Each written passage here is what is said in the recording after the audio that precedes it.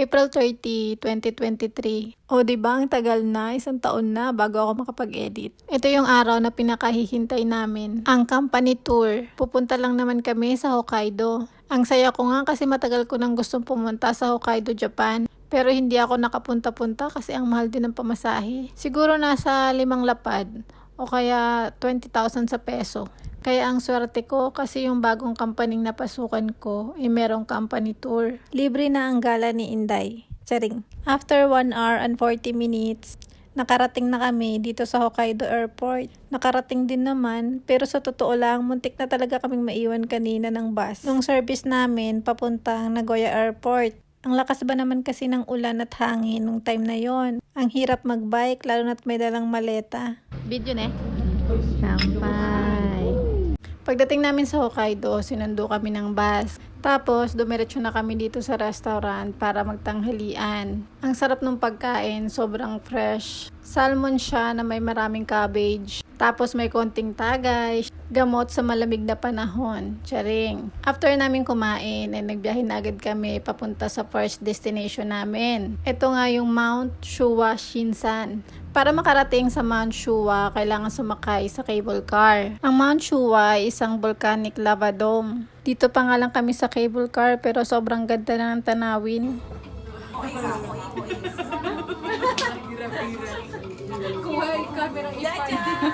Hi! Yan pala yung mga katrabaho kong mga Indonesian. Mababait yung mga yan kahit minsan di kami nagkakaintindihan. Sila yung mga pioneers sa company. Yung iba, 6 na taon na nagtatrabaho dito, 6 na taon na silang nagtutour. Sana all na lang talaga, day. Sana lahat ng company may tour. After namin sa Mount Shua, dito naman kami nagpunta sa Noboribetsu, Jigokodani. Sa English ang tawag dito ay Hell Valley.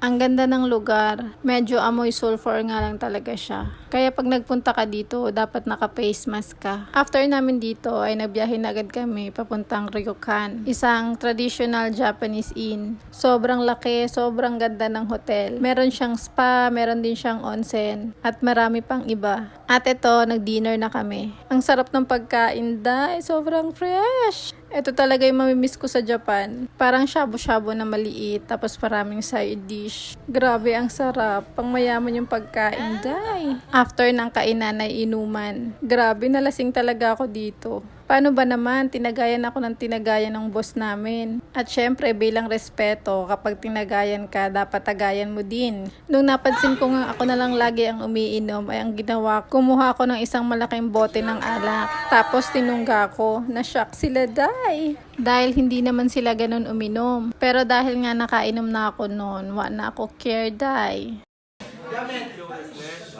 スラメット君とジャジャさんがジャジャさんのお腹の中に、ベイビーがいるという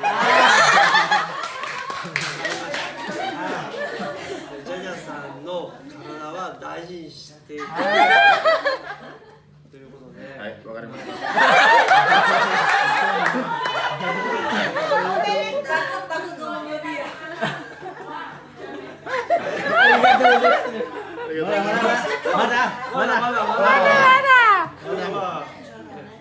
スラメット君のね、子供の名前はジャジャメット。名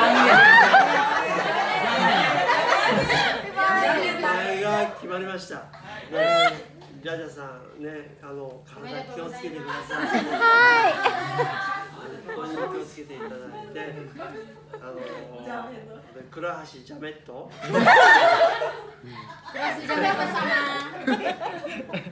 ごちそうさまです。本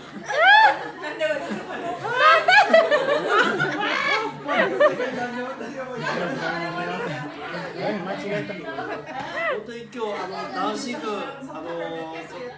今日はできました。ありがとうございました。